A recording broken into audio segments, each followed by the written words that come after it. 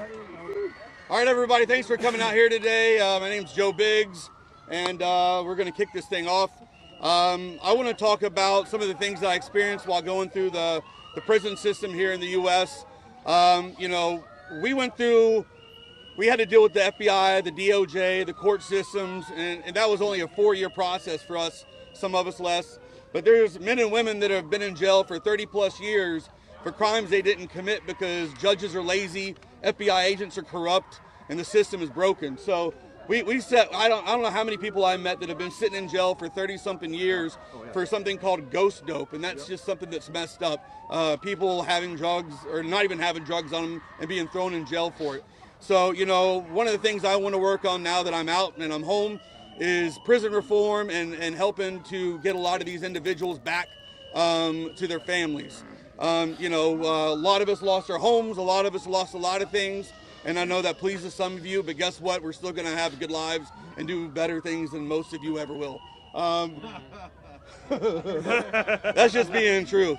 So, you know what? Thank you for being here today. I just want to say, get over it. We're here. I don't have much to say today. I just wanted to say that. All I care about are getting the people home that aren't home yet, that should be home to their families. The court system is broke. The FBI is busted. I hope Kash Patel fix it. I hope Donald Trump does what he says he's going to do and pardons us and gets us our military rights back. Outside of that, I want some of these other guys to speak. All right, I'm Dominic Mazzola. Everybody knows me as the window guy. Oh, him first? Yes. Sure. Okay. I was going to touch on what he was just talking about as well. So I got a little brief statement I put out here. Let me see if there's a way I can put this up here. Okay. So it's been a long 4 years, not just because I was, we were in federal prison for that time, but, the torment the government put me and everyone through, and my family, just to try and win their case. They didn't want us for one. Let's be clear about that. There was no plot to stop the peaceful transfer of power by us. We were merely there to protest a corrupt election and hoped our congresspeople would investigate the allegations of fraud. They didn't want us, though. They wanted President Trump, so they created bogus narratives about us, followed by bogus charges, and all in attempts to remove President Trump from ballots. You've seen this throughout the election season. So I want to move on to, in this country, in this country, law enforcement is supposed to investigate a crime first, then arrest second. In our cases, we were arrested first and they created crimes second. Keywords: created crimes. There was, like I said, no seditious conspiracy, none. The government confiscated all our electronics between the 5 of us, and not one message out of 1.5 million messages that were retrieved mentioned any plan or about anything going to the Capitol that day. So the fact that the government still moved forward with this plot against us was nothing short of egregious, and in turn was a malicious prosecution. When there's a malicious prosecution, excuse me. If you could, yeah, please. Thank you. Is this? Excuse me. So, okay. You have prosecutorial misconduct, and in our case, there was no shortage of that. The prosecutorial misconduct alone would make any American's stomach turn. Some of that we'll discuss today. Some we'll save for another day, and you'll understand soon why. But before we get into all that, I want to briefly talk about what I went through for merely showing up to a protest to support my then and now sitting president of the United States, President Donald Trump. After watching my friends get hunted down like animals by FBI informants posing as left-wing activists, my house was raided by the Biden regime's FBI, then got my bail denied after being accused or charged with zero violence. The stress caused my then 8-month pregnant wife to go into early labor a month early and almost die due to stress-related pregnancy. Afterwards, I was denied the opportunity to be a father to my daughter at all for the first years of her life because of this. The government was hell-bent on trying to break me numerous times, cutting off my military VA benefits long before I was even convicted, then suing my wife the summer of election for $95,000 in paid benefits, over $30,000 of which was interest that the government tacked on. They weren't trying to recoup lost funds. They were trying to acquire my home in the middle of the election season with the hopes that my wife and daughters would be kicked out on the street and I would break down and offer to become a witness against President Trump so the harassment stops. This included getting my bank accounts, auto insurance, various other accounts closed on me while I was in prison that affected my wife more than anything. What they did was disgusting. not only for me, but for my family as well, and should never happen to another American again. I sat in solitary confinement for much of this time as well, just like Mr. Biggs and many other gentlemen and some ladies here as well today. I want to say we endured this all for our country and President Trump, because we were innocent and we're not going to throw another innocent man under the bus, that man being President Trump. This is all unacceptable, and we want to set a precedent in our country that makes our government never want to act in this matter again towards another American. Amen. And that's why we're here today, to discuss our plans moving forward and how we can accomplish that goal. Thank you for your time. God bless. God bless you. Guys, that was Proud Boy Zach Reel. That was Proud Boy Zach Reel.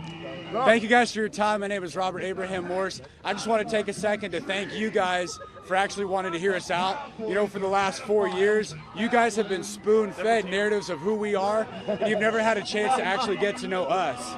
We're fathers, we're sons, we're business owners, we're parents. We've had our lives, our fortunes, and our sacred honors destroyed, and you guys think we're terrorists because of the lies that you were spoon-fed, so I appreciate you guys taking the time to hear us out.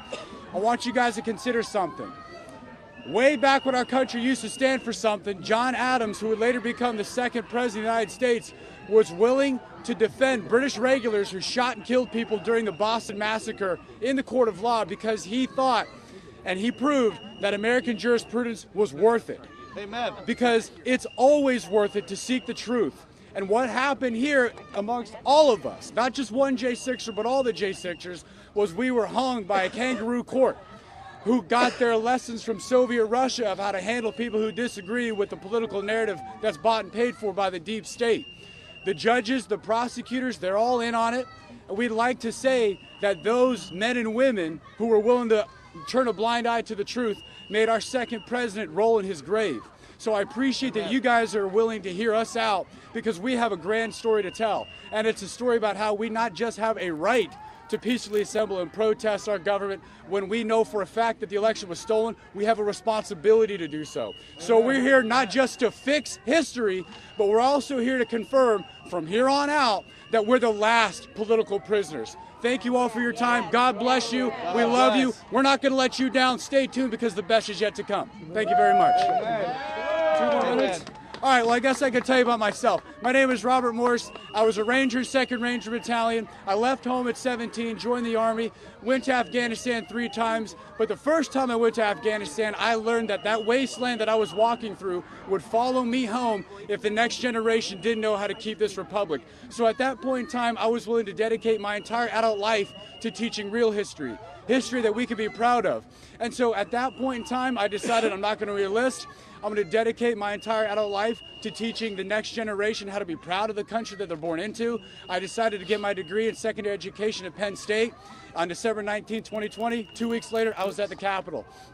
And ironically, for the next 6 months, I was in the classroom spending time with students. I was able to fly from Pittsburgh to Reno to Utah and back, but it was only after my arrest did the FBI say that I was a danger to society and that I was a flight risk. And in fact, a year and a half into my incarceration, I finally get to see my evidence, and the FBI is bragging about how they were willing to arrest me on the last day of school because they knew it was going to hurt me more. And that's what this was about. It wasn't about justice. It was about who can we hurt and who can we put down. And then on top of that, it was about who can we intimidate. They don't want you to stand up against a tyrannical government. So they wanted to crush us as a sacrificial lamb. So they say, if you stand up, look at what'll happen. This never should have happened here in America. That's why we were pardoned. It wasn't because Trump was doing a solid for his boys. He's saying that we're done with political prisoners in America, period. If you broke the law, you ought to do the time. But we didn't break a law like domestic terrorists do. Sure, we might have trespassed, but then charge us with trespassing. Don't charge us with betraying our government and our country that we love. Because I fought terrorists. I hunted down Taliban. So to turn around and call me a domestic terrorist not only is a crime, it's un-American. So hopefully from here on out, that changes, not just with Trump, but the next generation that I will teach to love this country and to love our founding fathers, the Constitution, and the God above who delivered us. Thank you very much. Amen. Amen.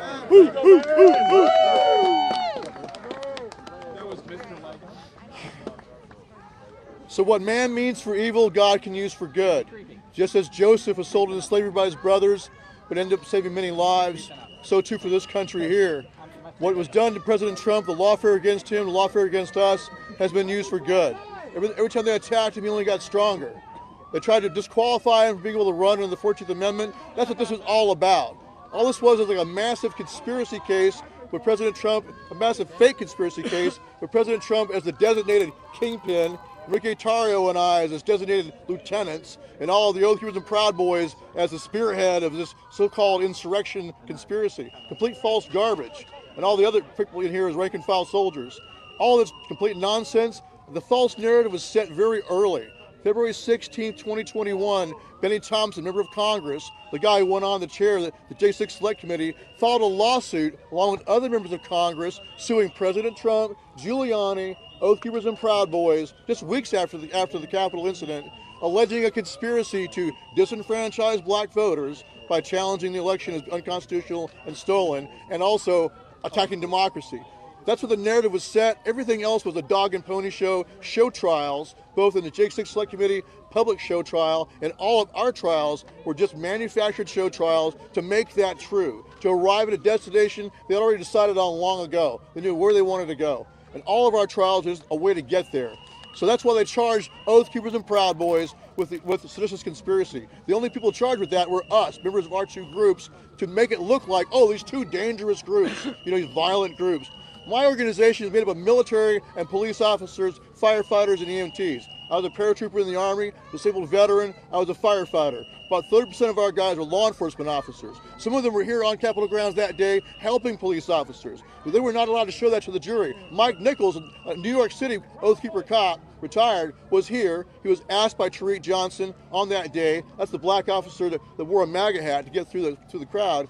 He was asked by Tariq Johnson to help get Capitol police officers out of the Capitol. He went inside with him and escorted them out. We couldn't show that video. We couldn't have him testify at our trial because that went against the false narrative that, oh, the Oath Keepers were there to cause violence and they were the most violent organization. Nowhere in our history. We did thousands of security operations all over the country protecting free speech. A lot of times we partnered up with Proud Boys successfully, starting off in Berkeley, twice in downtown Berkeley.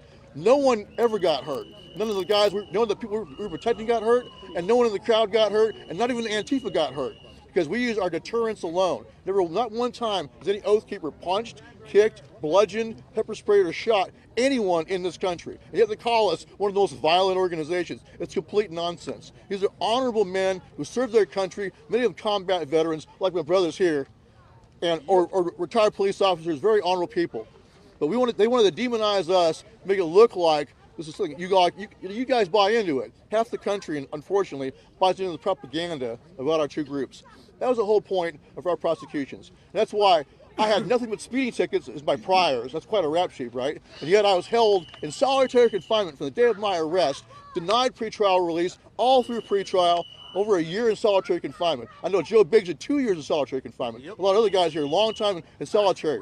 Like Joe said, they're trying to break you, trying to coerce you into confessing to a crime you did not commit. I will never confess to a crime I did not commit. I will never bear false witness against anybody else. That's why I would not turn on President Trump. That's the ultimate goal they wanted. They told Enrique Tarrio, if he would turn on President Trump, he could go home that day. None of us did that. We stood tall. That's why we're here to stand up for the rest of the guys, like Jeremy Brown and 6 others who are still being held. They got to be freed. Free Jeremy. Thank you very much. Free Jeremy. Yeah.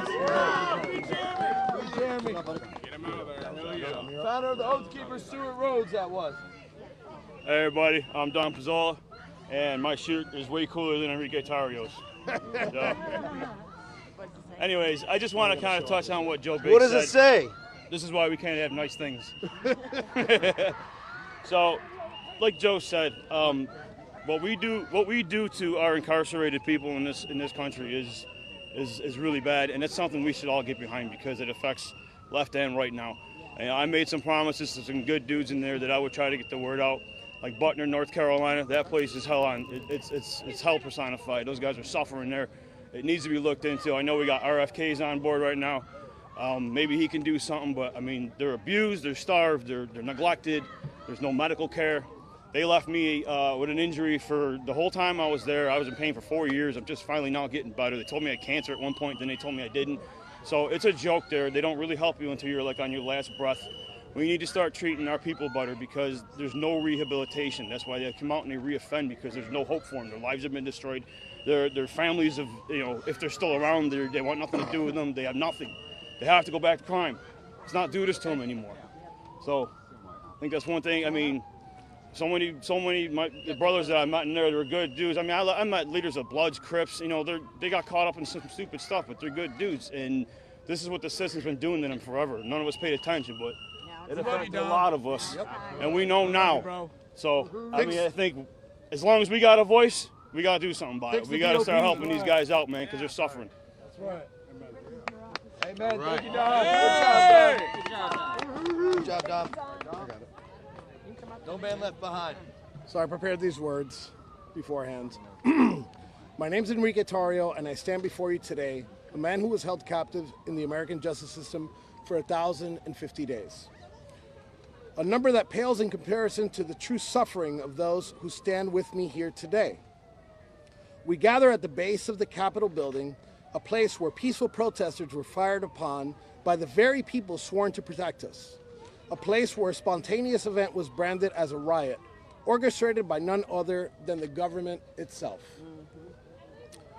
They accused us, the Proud Boys, of planning a coup, a lie perpetrated by the Biden regime to destroy our lives, to silence our voices, and to break our spirits.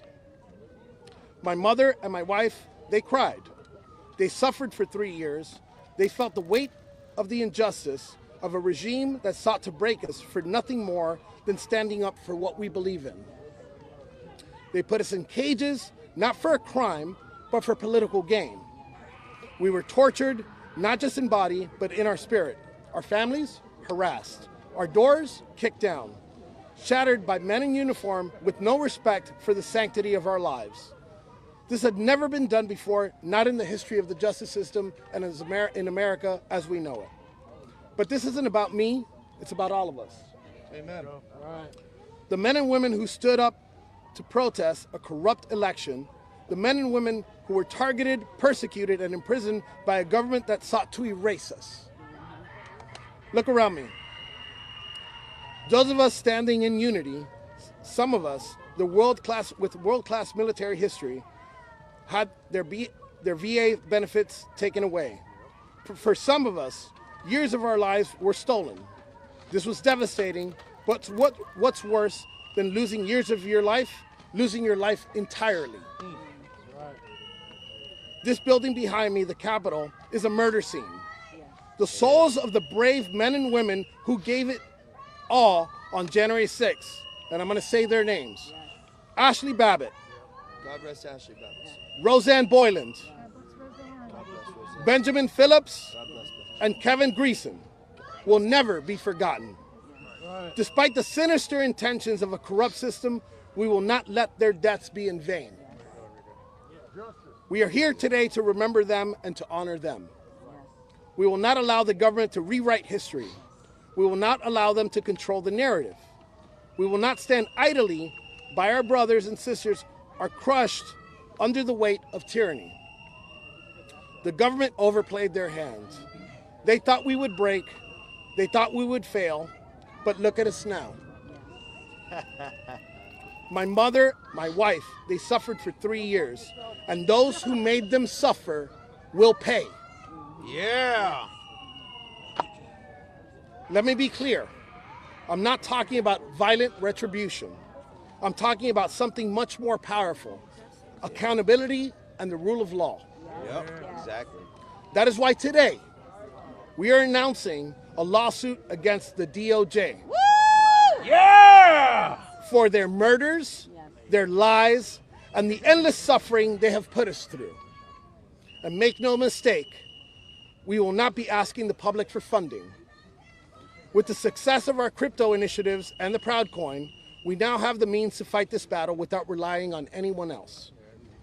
This is a tool of power, a tool of self-sufficiency, and a tool that will help fund the lawsuit that will bring justice for all. Yes. This fight is not only over. It's only begun. We will hold those responsible to account, and we will never stop fighting for the truth, for liberty, and for justice. Hoorah! And now, To talk further about the powerful tool that helped us take this fight to the next level, I'd like to invite Ethan Nordine to speak more about the monetary vehicle we've created through the success of the Proudcoin and our innovative approach to crypto. We're no longer bound by the constraints of traditional funding. With this new tool, we have the resources to keep pushing forward and to make sure justice is served. Please join me in welcoming Ethan to share more about this incredible step we have taken for accountability. Thank you. God bless you, Enrique.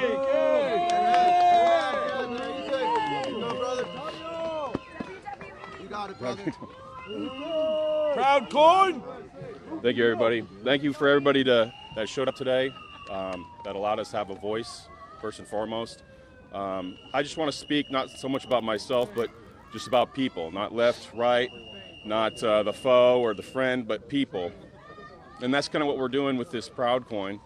We're really trying to allocate as much relief as we can to those who were directly affected by this travesty. I personally saw a lot of men suffer. I saw a lot of men have their families destroyed.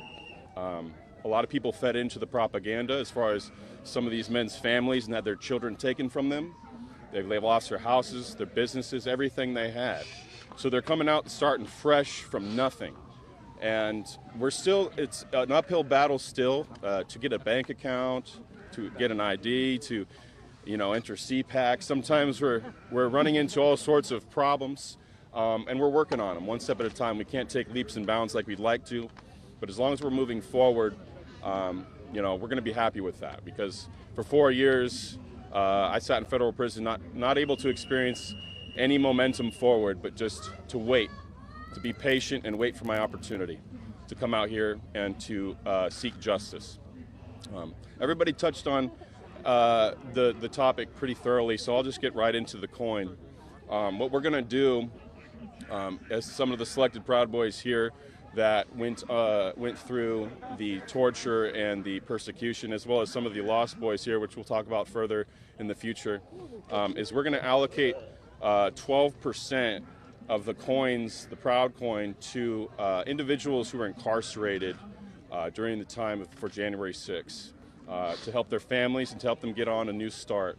We're putting this coin and structuring it in a way for people to get educated about the future, which we believe crypto is going to be the future as far as currency is concerned, and it's going to allow people to not be so limited to being censored and dropped by, say, payment processing companies and other people who want to remain biased politically. Because again, this isn't about political agendas.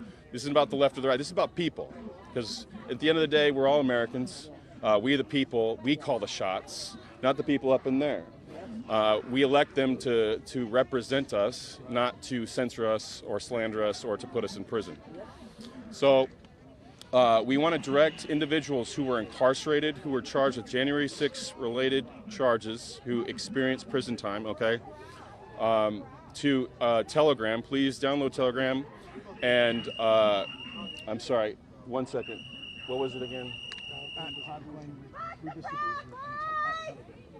Telegram Proudcoin Distribution, okay? So you're going to go to Proudcoin Distribution on Telegram.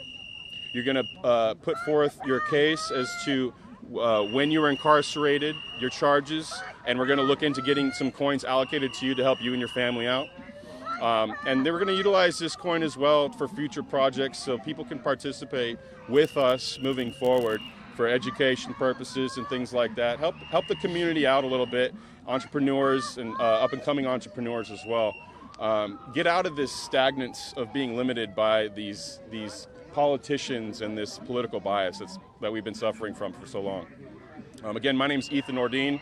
Just real quick, I spent 4 years in federal prison. I received an 18-year sentence for being nonviolent, for not destroying any property or anything like that, and police officers opening the door for me. And so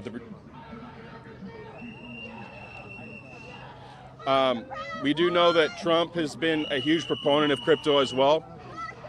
So we're hoping we're hoping that we can eventually come together. Maybe if some of these politicians, senators, congressmen, maybe even Trump's staff or Trump himself would like to talk to us about the future, that would be fantastic. We're really looking forward to creating avenues in which people can move forward out of this and create something productive for everybody involved, bridge the gap, and move forward as Americans. So that's all I have to say today, you guys. Thank you so much for coming out. God bless you all, and God bless America.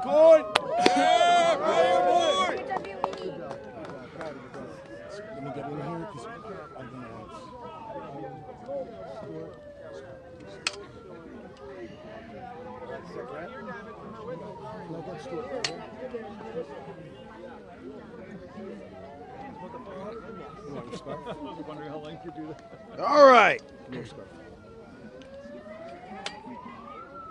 Secretary of Retribution. I got it. Where was this? Just hanging up here. All right, here we go. So these guys were nice.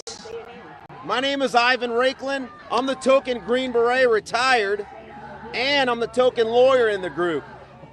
So remember that as I speak moving forward today and as we move forward until my passing, okay? So now that I've introduced myself, I want to see how honest you're going to be with us. Who here is from credentialed media? Raise your hand. Who is here from credentialed media? Raise your hand. Those people that have a badge on them, those of y'all that have a badge on you are credentialed media. Notice how a majority of them did not raise their hand. They're part of the problem, okay? But we're not going to go there yet. So here's the deal. A lot of people don't understand how these folks were weaponized against. I'm going to break it down for you. And these are the individuals and institutions that are going to be facing the accountability, the justice, the comeuppance, and because my last name starts with an R, Raiklin, I prefer the term retribution, okay? So here's how it's going to work. Article 1 branch of government is consisting of leaders from the bicameral, bipartisan Article 1 branch of government. The reason why they're going to get louder on me is because I know exactly what happened on January 6th at the highest levels. You have failed to investigate it, so I had to step in and do your job in the collective for America, okay? Speaker of the House Nancy Pelosi, who is the joint session leader, was the one that controlled all law enforcement in the House through her Sergeant at Arms, Paul Irving, that day. Additionally, she has a very close relationship with the head at that time of the Intel and Interagency Coordination Division. Without going into all the details of who's on my deep state target list, I'm going to summarize and say this. Pelosi is the #1 culprit, along with Jamie Raskin and along with the staff director of the January 6th committee, David Buckley, one of the 51 spies who lied, who used to be the inspector general for John Brennan over at the CIA. Those three individuals and the general counsel of the Capitol Police, Tad Tobias, manipulated the CCTV footage and manipulated false perjurious testimony of U.S. Capitol Police officers, compiled that evidence before sending it to Matt Graves, the U.S. Attorney for the District of Columbia. While that was going on, the FBI and DOJ was then adding a layer of their manipulated bias to only include incriminating evidence, inculpatory, that was also manipulated. And then by the time it got to the courtroom, whether it was a judge in a bench trial or the jury pool of D.C., the J6 cover-up committee, I call it the J6 Fedsurrection cover-up committee, already spent 2 years, over 10 hearings, prime time, leveraging you little bitches, all of you, to manipulate the entire country, the jury pool, and the judges, I'm talking about the credentialed press here, to go ahead and make America, the jury, D.C., and the judges think that these men, real men, patriots, they call them the biggest criminals, the worst people in the history of humanity. Why? Just like Stewart Rhodes just said, just like Enrique said, in order to get to Donald Trump through them so that the whole world, through you little bitches, would think that these were treasonists, insurrectionists, etc. Well, guess what? What part of Green Beret and lawyer did you fucking miss, Nancy Pelosi? Because you missed a lot. We're going to go ahead and take this up to Nancy Pelosi. We're going to take this up to the previous DOJ leadership, to include Matt Graves. We're going to take it to Merrick Garland, and we're going to take it to the Article 3 judges through impeachments, okay? So my role as the America's Secretary of Retribution is to coordinate the political will and courage across the federal government, with the federal government, whether it's Pam Bondi, whether it's the COVID con with our Bobby Kennedy, or whether it's with the holdings within the Intel community. And Kash Patel as of yesterday, whether they allow me in their office or not.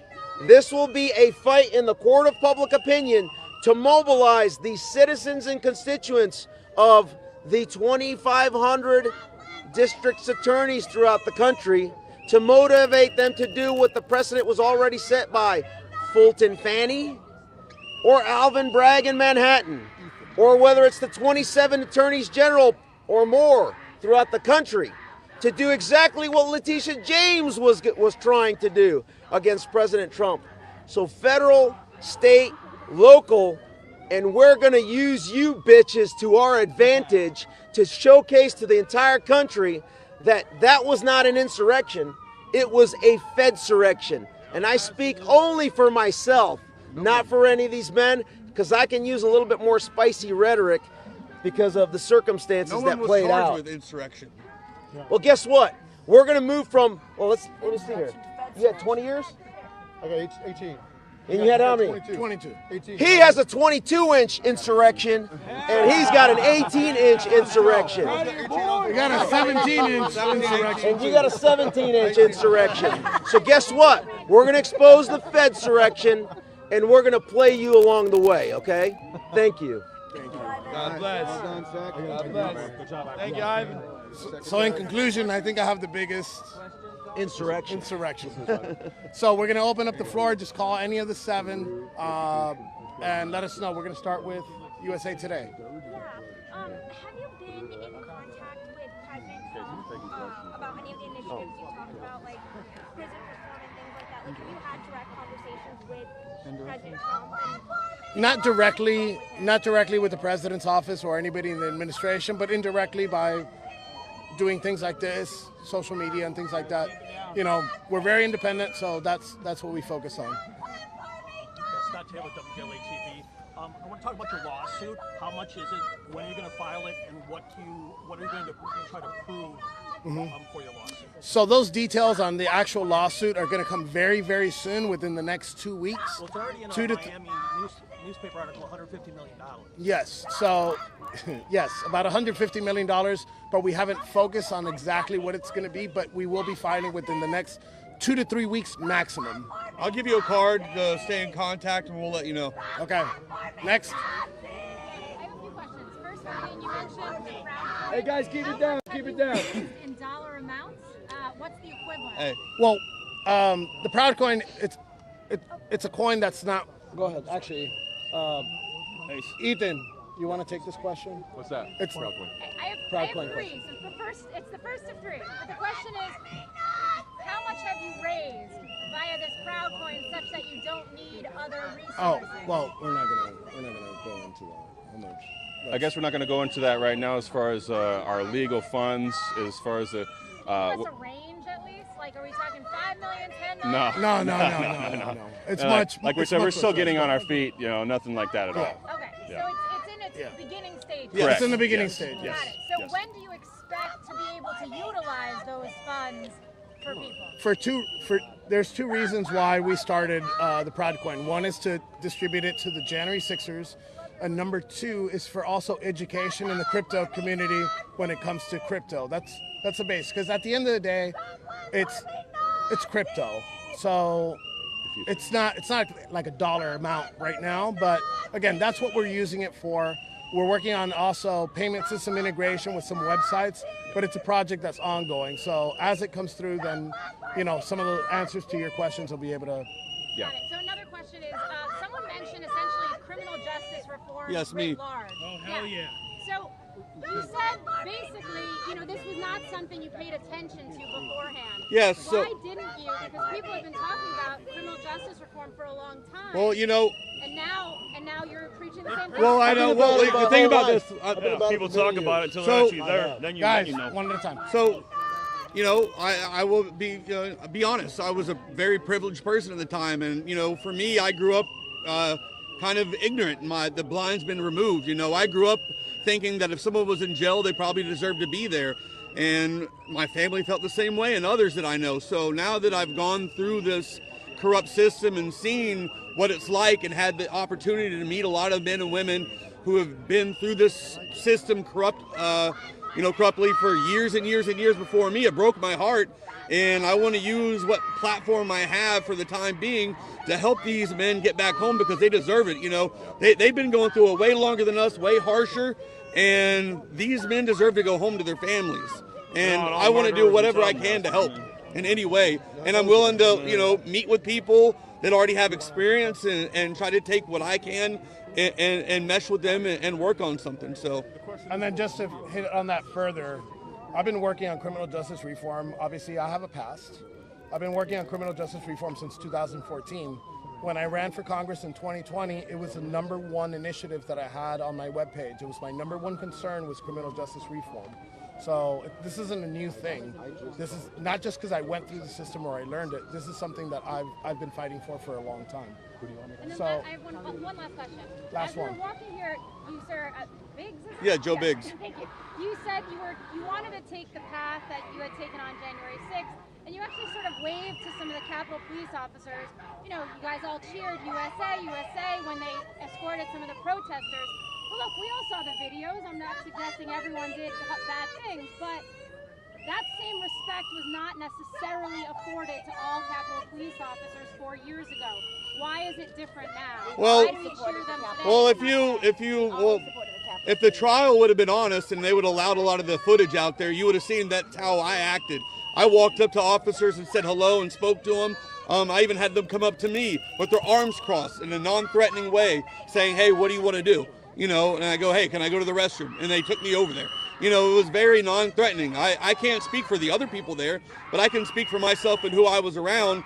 We weren't being assholes. We were being respectful and walked through an open door and then left. Then I came back in to look for a friend that I couldn't find. After unsuccessfully not being able to find him, I left. So would you then at least say that the actions of others who were violent I can't speak for other people. I'm not asking you to speak for them. I'm just saying The police fired on the crowd first. That's what started the whole thing. The police fired on the crowd. Yes, and that is true. So when we approached the fence up there, everybody was waving flags. There was nothing going on. But then for some reason, the head of the Capitol Police came out and ordered them to fire into the crowd.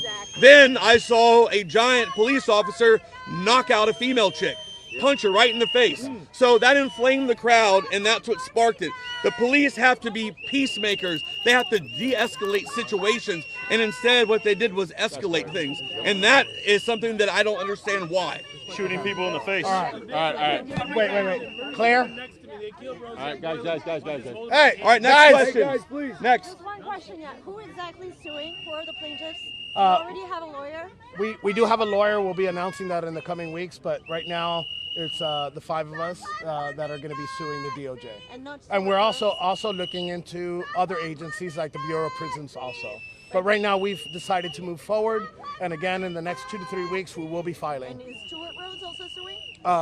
You would have to ask Stewart. Stewart, Are you also suing? Oh, yes. Yes, I am. Yeah, I'm talking to Mark Mikowski.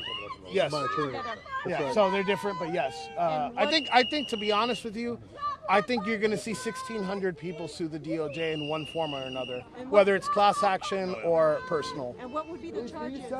I will be announcing that soon, and you'll see the filing and read it from there. Separate the disruptors, Thank you. Ford? please. Yeah, how do you want the Proud Boys' role in January 6th to be remembered, and how do you want January 6th itself to be remembered? Well, I'm going to be honest with you. How I want it remembered is exactly what we were planning on doing that day. We're planning on enjoying a speech from the president, then go listen to the lead singer of the Misfits do an unplugged session for us, and we were going to drink beer and have a good time. So I want people to know what we were planning that day, because what we weren't planning was to attempt to overthrow the government, because I promise you, if we did plan it, it would have worked. Are you worried that history books will get it wrong or put it a different way than you would want? I'm sorry? Are you worried that the history books are going to tell it a different way than you would want? No, I mean, who cares? Not anymore. I don't care, because I do things like this, so I talk to you guys. Whether people want to believe us or not, I don't care what history book writes. I'm with my brothers. I'm with this beautiful crowd of J6ers, and that's what's important to me. Do some real Hey, reporting. let me jump in on this one. Go ahead, Evan. The question was, how do you want J6 to be remembered? We want the J6 to be remembered as what occurred that day.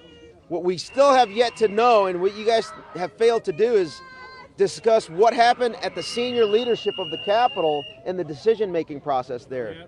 We have a brand new subcommittee that was just created, announced a couple weeks ago by Speaker Mike Johnson, and it's going to be within the Judiciary Committee. The subcommittee chairman of that is going to be Barry Loudermilk, who was on the subcommittee of oversight within House administration for the last Congress. That subcommittee is going to continue to expose that at scale. One other thing I'll mention is that Chief Son, the former Capitol Police Chief, is going to be speaking down at the National Harbor, I believe later today, or maybe he's already speaking right now.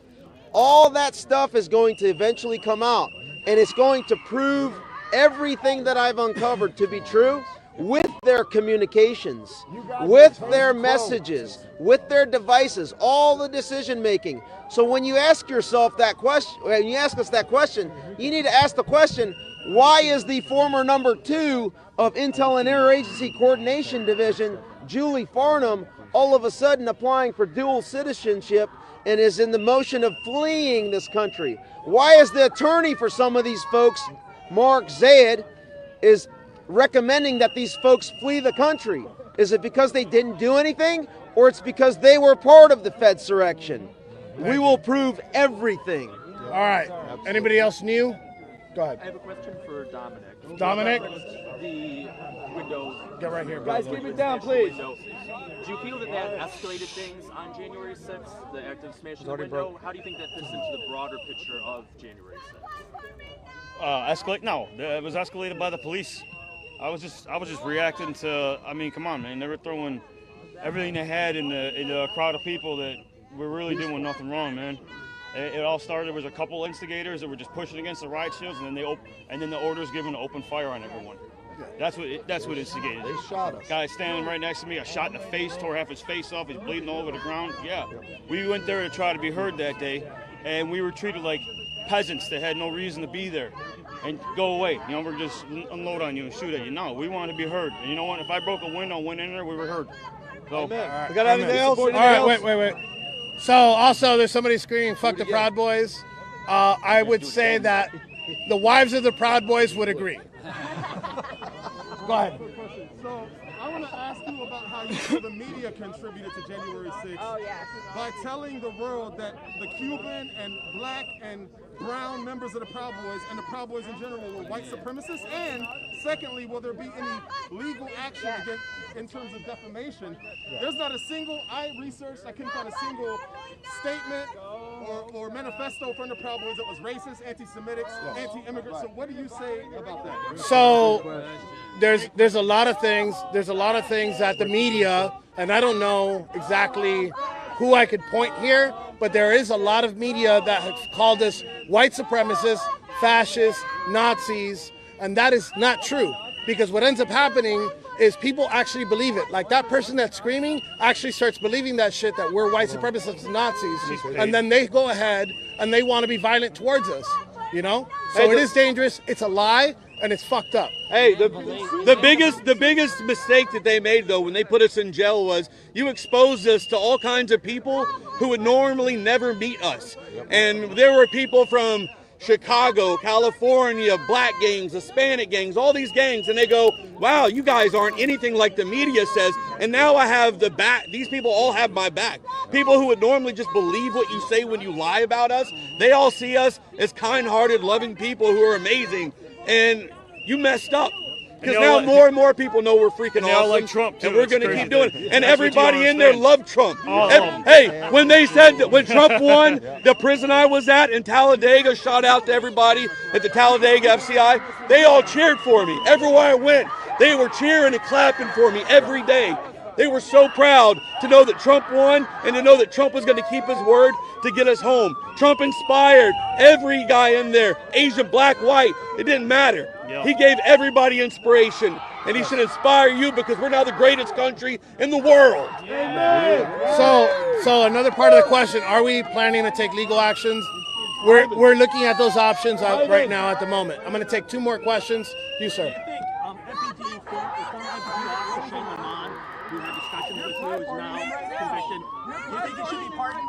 I'm going to tell you right now, unequivocally, besides the 14 individuals, I'm going to say 13 individuals that need a pardon. Shane Lamont, Lieutenant Shane Lamont, did nothing wrong, and Shane Lamont needs a pardon. One more question.